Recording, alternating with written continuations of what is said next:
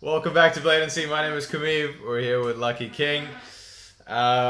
This is the first episode back for 2025. Let's go. Yeah. New year, new me. New year, same me, brother. New year, same old me, brother. Nothing changing, brother. No, I'm kidding. Yeah, so... I'm in my strong girl era. No, we actually don't have much to talk about. There's good stuff to talk about, but not really in terms of UFC and what we normally do on the podcast. We have a big boxing fight in this part of the world in Australasia. We have Jiri Opetaia fighting David Nyika in a boxing fight for the IBF title, I think. That's the title that Jiri Opetaia holds currently, and I think David Nyika is gonna go in there and smoke Jiri Opetaia in one round. No, I'm joking. I'm playing. No. What the fuck? No. I think it's gonna be a hard fight for David Nyika. Yeah. It's a sudden step up in competition for sure, and it's a sudden David Nyika. Don't get mistaken. David Nyika is a good fighter. He made it till bronze in the Olympics, and we know how hard. Think about it. One of our friends, Taj, he's been trying to get into the Olympics, and he couldn't even get into the Olympics for boxing, let alone go out and win even a bronze medal. You know, it's so hard to win that. David Nyika's won that. David Nyika's on that level in terms. His pro record is only like 14-0, I believe. Actually, let's double check. I don't want to misquote here. David Nyika's record is not showing up when I Google it, so I'll have to go here. And he is he's only 10-0. David Nyika is 10-0, and I know he's got a lot of knockouts. I believe he has 9 knockouts. Yeah, so he's 10-0 with 9 knockouts and 1 decision, which was his debut. And Jiri Opetaia is on a tear. He's on a tear, right? And not only did he win the title, we just checked earlier, he has 4 title defenses now. Yeah. Or at least 3, as far as I can remember. And I think in my humble opinion, as much as a fan I am of David Nyika, I remember I met David Nyika once as well at Flex Fitness in Manukau. That one time he was doing like his strength and conditioning training. Yeah. I knew who he was. I knew he was going into the Olympics. I remember I just said, "What's up?" And he was like, "Hey, brother," and that's it. That's all I told him. He's a cool guy. I like him, but I have to be honest, and I have to be honest. I think Jiri Opetaia is winning that fight. Well, you can't leave your boy like that, man. Well, you can't switch on him like that. I'm not switching on him. That's fucked up. I'm just giving my honest opinion. And my honest like. It's not that I'm not backing David Nyika. I'm just saying if I'm putting money down. I'm putting money on David Nyika now. Fuck it. I changed my mind. I'm better. No, I'm kidding. Nah. Honestly, it's a tough one to pick. Yeah. You know. You mentioned earlier as well that David Nyika and Jiri Opetaia's got rounds. Yeah, I think they had like 30 rounds or 40 rounds or something like that. I read it somewhere. So because he was helping Jiri get ready for some of his camps. Yeah. So they kind of know each other's styles, what they both good at, because that's a lot of rounds. To 30 rounds is a lot, but to have a round with someone, but you pretty much know most of their tendencies, most of their things, and you got footage. So you had footage and you have experience with the guy. So I didn't think that footage. Like not only the sparring footage, you got fight footage to break down, and you have experience with the guy. 30 rounds, 40 rounds, however many rounds it was. So you see it. You can now you have the video footage that you can watch on all the fights, and then you also know. You've also been in there, so you know what that feels like with the other guy. So you can remember the reach. You can remember of course, combos. That's like, a lot of rounds. Because you mentioned David Nyika is orthodox, I think. Yeah, and I'm sure they got sparring footages as well that they can go back to. So for both guys, so so there's a chance. Like David Nyika has a chance. He has a chance that he can beat Jiri. Yeah. Even though it is a bit might be. I feel like it's early, but. And then they give you the call up, that'd be great. That's it. Take the shot. Yeah. So big ups to Nyika for doing that, because it's an opportunity, once in a lifetime opportunity. So take it. You get it, run with it. But even if you don't, you're young in the career. Like I said, Nyika has a chance. He definitely has a chance, especially with the advantage of having those rounds with Jiri. Yeah. But I still feel like Jiri might be a bit bit too much for him. But you never know. You know, anything can happen. It's a fight. Anything can happen. So, but I'm just gonna go with Jai for my prediction. I feel like Jai might be too much. Yeah. Yeah. I want David Nyika to win because that'll be cool, right? Because now you have Joseph Parker, who's a WBO champion, and then you have David Nyika from New Zealand. Even though David Nyika lives in Australia, but he's still representing New Zealand. But at the end of the day, it doesn't matter who wins. Like either one of them win. This is a big fight for Australasia, you know. Yeah. To put boxing on the map for Australasia.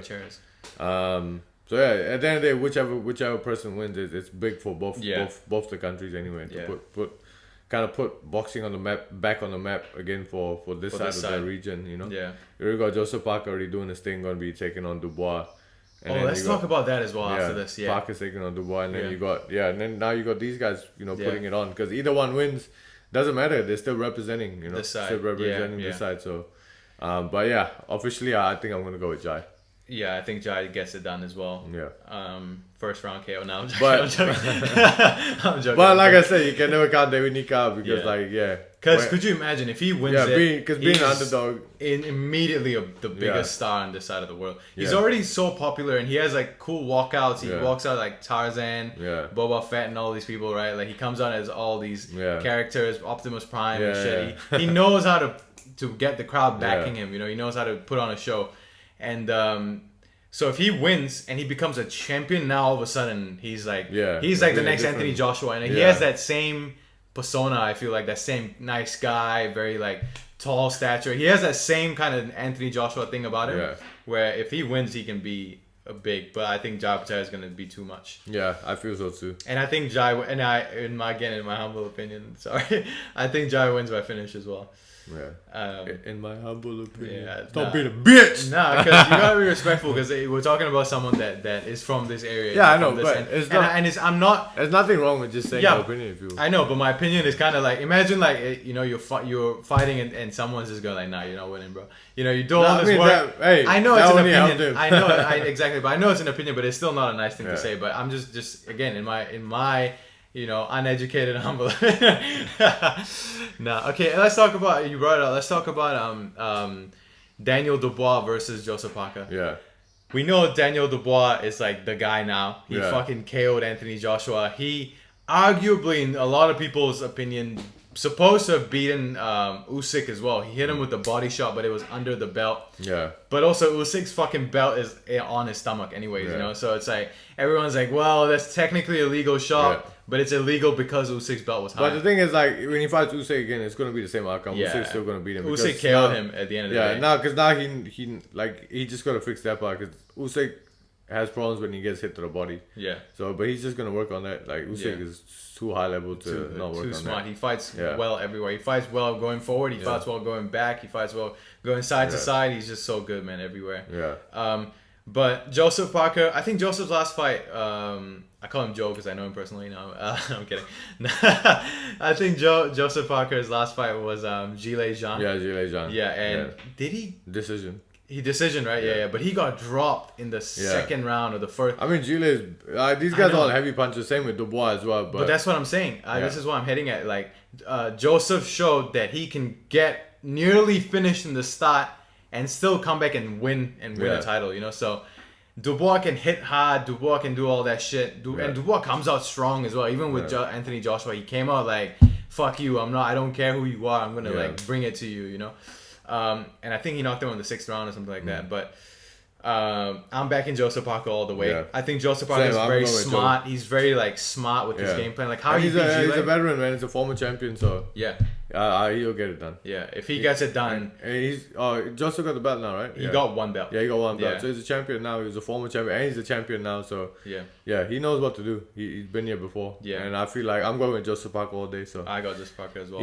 I feel like he'll beat Dubois, and then he can get I don't know. He could probably get Joshua maybe. If he beat... he can go fight Usyk. He'll fight Usyk, because he has 2 belts then. He has 2 belts, 2 belts. If he can fight Usyk. And then Usyk's got the other 2, you know. Dubois called out Usyk, but I don't know about that one, bro. You got Joseph Parker to worry about first. He's like fucking. He's like. You gotta get through Joe first. But I don't think he'll get through Joseph Parker. Yeah, I don't think I'm going Joseph Parker all day. But then again, if he beats Dubois, then it's a Dubois rematch. It's gonna be like a lot of that kind of shit going on where it's gonna be a little while before they get to Usyk. But anyways, that's that. I'm back in Joseph Parker all the way. You know what? We might as well, since we're already doing the podcast, there's not much to say, so we might as well give you an early talk of UFC 311. So that is headlined by Islam Makachev versus Arman Tsarukiyan, and then co-main event is Merab Dvalishvili versus Umar Nurmagomedov. Both title fights, lightweight title and bantamweight title on the line. We'll go from top down, I think. As good as Arman Tsarukiyan is, I think he's gonna win. No, as good as Arman Tsarukiyan is, I don't think he's still good enough to beat Islam Makachev. I think this is gonna be a tough fight for Islam, and it's gonna be 5-round decision. I'm going with Arman. Why? Arman's gonna beat Tsarukiyan. Arman's gonna beat Tsarukiyan, bro. Arman's gonna beat Tsarukiyan. Nah, Arman's gonna beat Islam. I feel. How? Because that first fight, they had a good first fight, and he took it on short notice. I feel like there's something. He got the underdog energy. Yeah, I don't know. I think he's really coming. Because wrestling wise, he's not worried. He's not worried about Islam doing whatever wrestling 100% wise. not worried. Yeah. Striking wise as well. Yeah, striking wise, I feel like Islam is a bit better, but I don't know. It's just something I don't know. I'm just feeling. I'm going to go Arman. I'm just going with my feelings. I think again, it's gonna be like the first fight, where there's a lot of scrambling, a lot of taking the back, going to against the cage, reversing positions, a lot of that. The back too, brother. Yeah, same. I think it's gonna be a lot of that. With Tsarukiyan, I don't know. I'm just going with Tsarukiyan because I very feel, brother. I think Islam is just a step ahead of Arman. Man, their record is very similar. 20. But I don't know. I'm gonna go with Arman. I'll put my money on Arman. So I'll run it with Arman. You know what's crazy about Arman Tsarukiyan, right? You know that who's that? Was it Marvin Hagler that said? Is it Marvin Hagler who said it's hard to get up for and go for your runs when you sleeping in silk sheets? Yeah.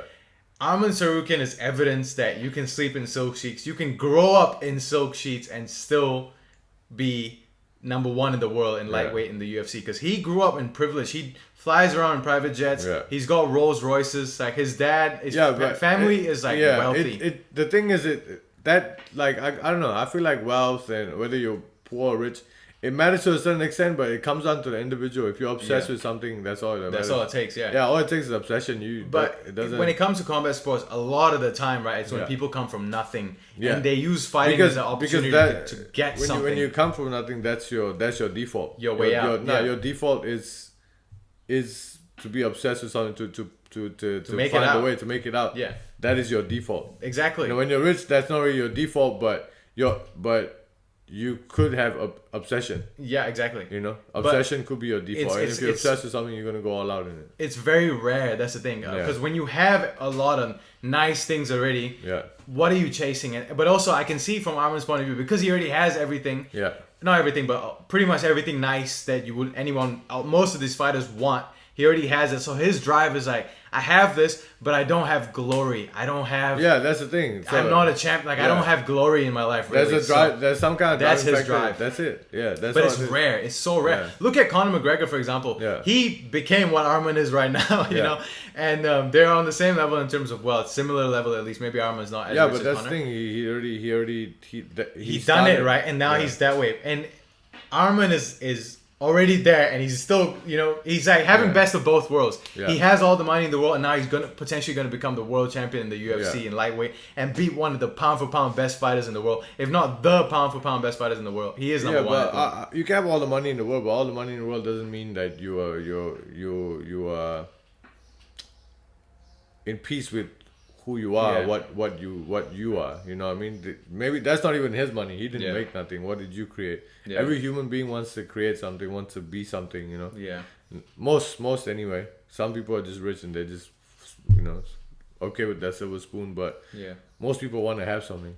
Want to have something that they feel like they did something, Yeah. So that's probably his drive. His drive, it's probably like, fuck it, I want to do this and run with it. But it's cool. It's cool. It's cool to see. You know, he's flying around PJs. He's got the Rolls Royce. He's always working out outside of the road. Like he knows how to like market it. So he'll be a fun champion if he wins. He'll actually be a really fun champion. And if he wins it, there could be a start of a trilogy because you know Islam's gonna beat him the second time. Yeah. You know. Oh no, it will be a trilogy. Yeah. It'll be a trilogy. Yeah. If he beats him, then they go to the third fight. Yeah. But I'm going with Arman. Arman's Tsarukiyan to get done. Let's go, baby. Brother, this guy grappling zero, brother. I take him down, smash, make him tap, brother. Okay, we'll move on to Merab Dvalishvili versus Umar Nurmagomedov. Hey, you have to be man, okay? You have to be man first. I'm gonna go Umar. I'm gonna go Umar as well. Yeah, I feel like Umar's too good everywhere. Yeah. Too good on the ground. He will nullify the wrestling and fuck him up on the feet. He's not worried about the ground, so yeah. And he knows how to defend all that. That's what the fuck he does all day. That's his shit. That's his world. Yeah. And he's good at striking as well. Look what he did to Corey. He was out striking Corey Sandhagen, you know? That's what I mean. He like striking wise, he's gonna beat him on the feet. He can beat him anywhere, so I feel like Umar's super complete, so I think Umar's gonna be champion. But I think Umar beats him by decision though. Yeah. I don't know if Umar can finish him. I don't know. Decision, maybe submission, maybe knockout. It could be anything. Umar's good everywhere. He can do anything. So I feel like Umar will be the new bantamweight champion, and then Sean will come beat him. Sean's not gonna beat Umar Nurmagomedov. I'm telling you, Sean O'Malley will beat Umar. No. I'm telling you right now. No, he's not. I'm telling you. Like I know the Sugar Show will return. The Sugar Show. It'll be a big fight because that's another Conor versus. It's gonna be the same esque, you know, Conor McGregor. Yeah, but I don't know. I feel like Sugar's gonna beat Umar. Yeah. But Umar's gonna be champion. He's gonna beat Merab. I like Umar now that Umar is fighting for the title. There's so many interviews and more footage of him coming out.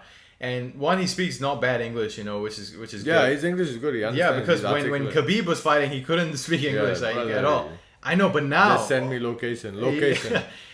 But he knows how to he got that Khabib kind of similar, like obviously his name is Umar Nurmagomedov.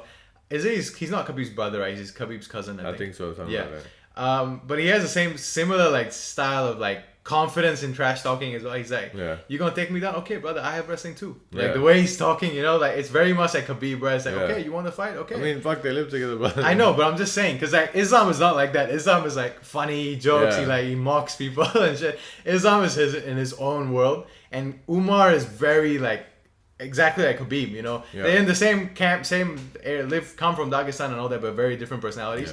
Umar is very much like Khabib, which I like, because now there's like that same, you know, if King Kong can make 155, I'm gonna fight him and all this shit, you know, same kind of thing. And he's 18-0. He has the potential to become like 25-0 and like Khabib, or 29-0 and leave.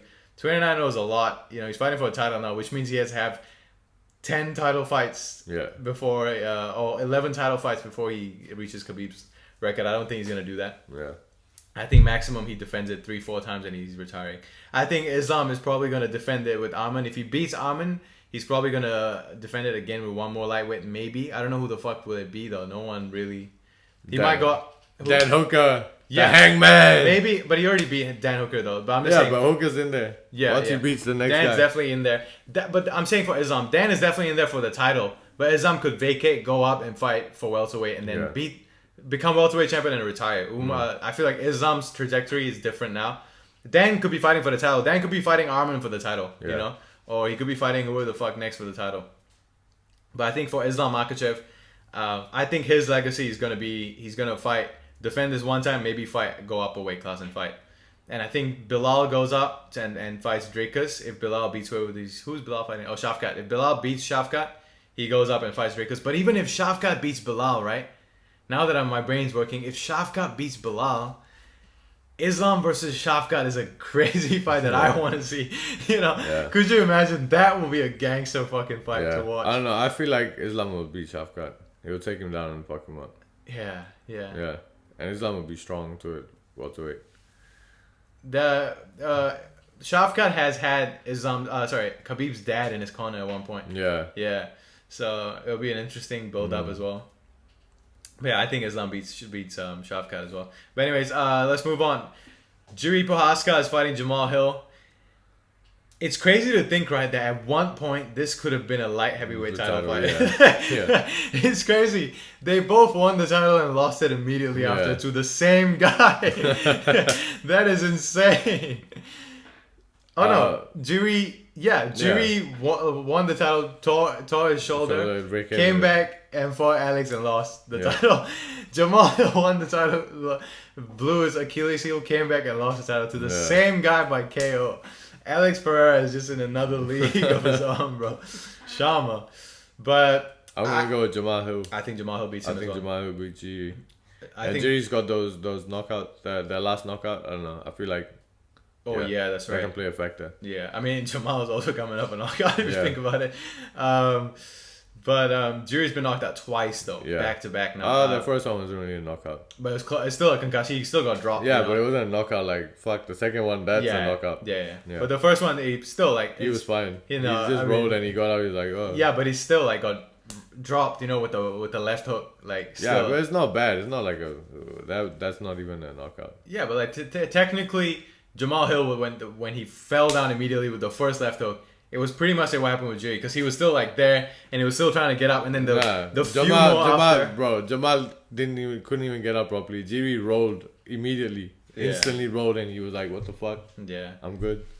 But okay, regardless, I think Jiri Prochazka will do good in the first few rounds. Yeah. On the first round, at least, he's gonna do good. It's gonna be a lot of like swinging and all that. Because Jamal be patient. Be patient. That's why it'll give Jiri a bit of time to get things. Get going. But I think eventually Jamal will just be.